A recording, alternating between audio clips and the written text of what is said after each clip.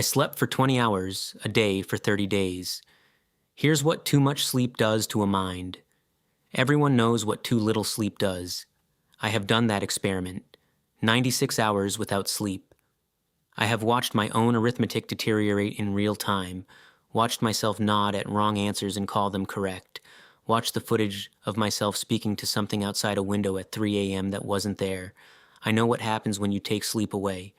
What I did not know, what almost nobody talks about, what the research on the other end of the scale is dramatically thinner about, is what happens when you give the brain too much of it. Not a good night's sleep, not catching up on a debt.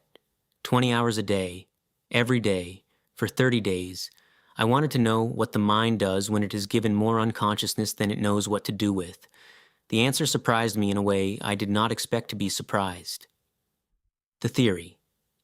There is an assumption so embedded in how we think about sleep that most people have never examined it as an assumption. More is better. You are tired, therefore you need more sleep. You are stressed, therefore sleep is healing. Sleep is restoration, repair, recovery. The body's maintenance mode, the brain's housekeeping, the thing that makes everything else possible. More of it should mean more restoration, more repair, more recovery. This is not what happens. The research on hypersomnia, the clinical term for sleeping significantly more than the body requires, describes a syndrome that is the precise inverse of what the more is better assumption predicts. Cognitive fog so dense it has a texture. A specific variety of confusion that is not the confusion of tiredness, but something stranger, the confusion of a system that has been taken offline for so long it has partially forgotten what online feels like. Depression rates dramatically higher in chronic oversleepers than in the general population. Inflammation markers elevated. The brain, given too much sleep, does not emerge more restored. It emerges slower, heavier, less itself. I wanted to find out why. The setup.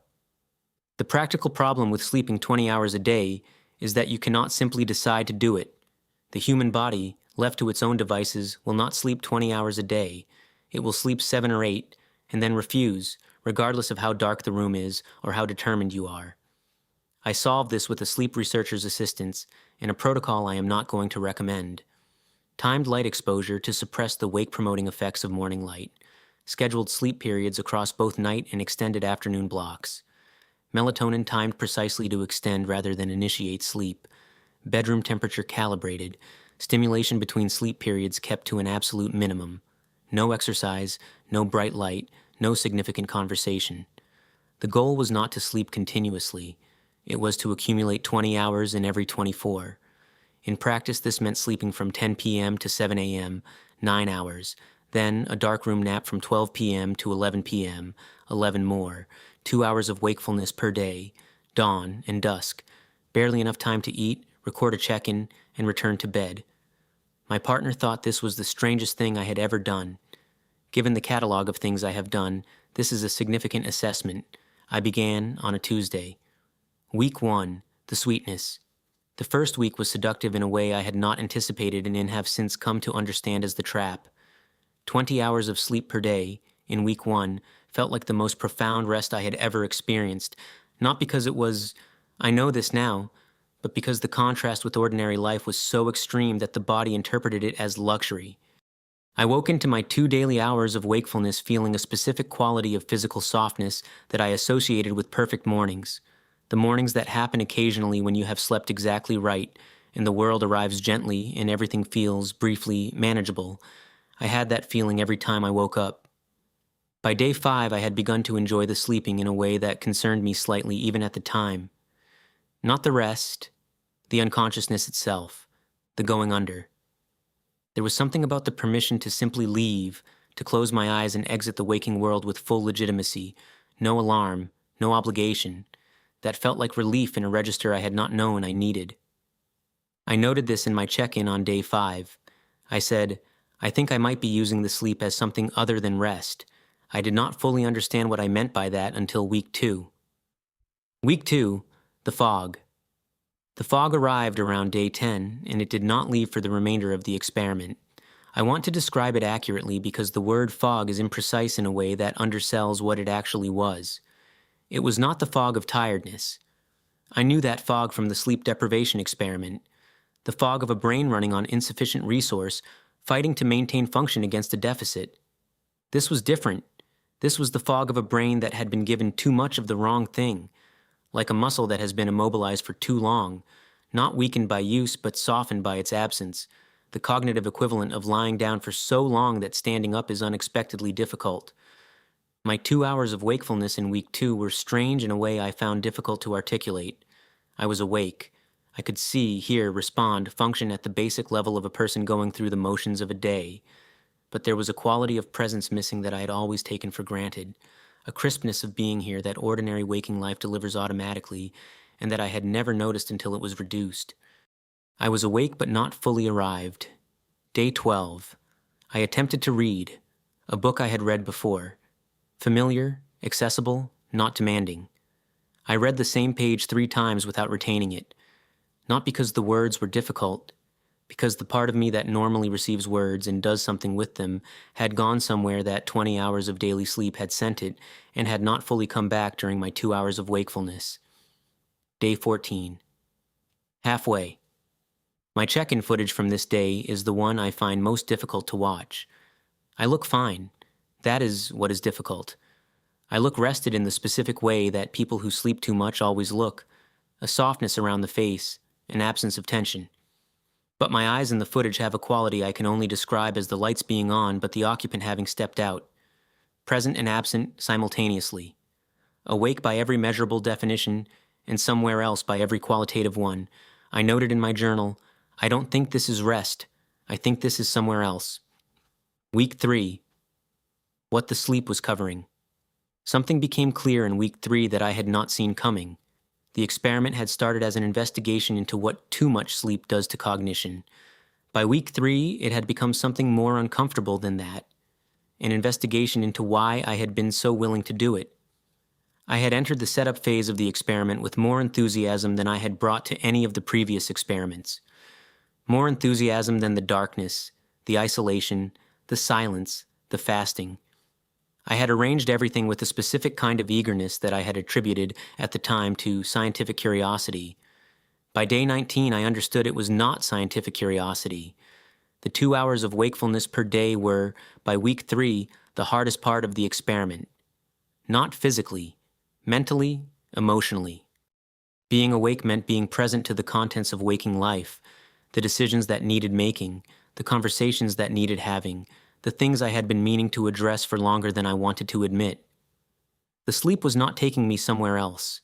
It was keeping me from somewhere. I had designed an experiment to study what too much sleep does to a mind. I had accidentally designed an experiment that showed me what I had been using ordinary sleep, 8 hours, completely normal, nothing excessive, to do in smaller doses. What the brain reaches for when it needs to not be present for a while.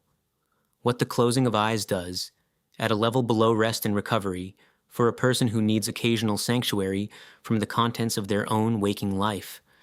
20 hours a day had simply made visible something that 8 hours a day had been doing invisibly for years. Day 21. I made a specific note in my journal. I wrote, I think this is the most honest thing the experiment has produced, not the cognitive data. This week 4. Coming back. The last week was the week I understood what the research meant when it described the elevated depression rates. Not because I was depressed. I was not clinically depressed, but I understood the mechanism. 20 hours of sleep per day, sustained across 30 days, produces a specific relationship with waking life that I can only describe as estrangement.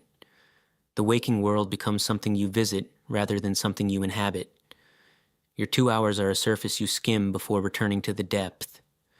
And after long enough of that, after long enough of treating consciousness as an interruption rather than a home, the interruptions start to feel like intrusions. Why would you want to be here when there is the going under? I understood, in week 4, why the research finds what it finds. Not because too much sleep causes depression as a chemical event, though the inflammation markers suggest something is happening at that level, but because too much sleep teaches the mind a relationship with waking life that ordinary waking life cannot survive. Day 30, Tuesday morning. The alarm went off at 7 a.m. a real alarm, an actual scheduled return to waking life. And I lay in the dark for a long time before getting up. Not because I was tired, because getting up meant arriving. And I had spent 30 days learning very efficiently how to not arrive. What I know now: the first week of normal sleep after the experiment was the most disorienting of my life. Not because I was sleeping too little. I was sleeping 8 hours, my ordinary amount. But 8 hours felt violent by comparison, insufficient. The brain, recalibrated to 20 hours, received 8 as deprivation. It took 11 days for normal sleep to feel normal again. Here is what I know. Sleep is not simply rest. This I knew before. What I did not know, what the experiment taught me with a specificity that I could not have gotten from reading about it, is that sleep is also escape. Not for everyone, not always, but for anyone who has ever chosen to stay in bed slightly longer than they needed to, who has found the closing of eyes to be a relief that had nothing to do with tiredness, who has noticed that sleep arrives more easily when waking life contains something they would prefer not to face. For those people, and I am one of them, 20 hours a day is not rest. It is avoidance at scale. The mind, given unlimited permission to leave, will use it. Not because it is lazy, because waking life is hard and consciousness is demanding, and the going under is reliably, consistently, unconditionally peaceful in a way that being here almost never is. What the 30 days showed me is that the going under has a cost that accumulates. The fog, the estrangement, the lights on and nobody home. The waking world becoming a place you visit rather than a place you live. I am back now, fully back, 8 hours, awake for 16, present for most of them. But I notice, in a way I did not notice before, the moments when I want to close my eyes and it isn't tiredness. Those moments are information. I try to stay awake for them now, instead of going under.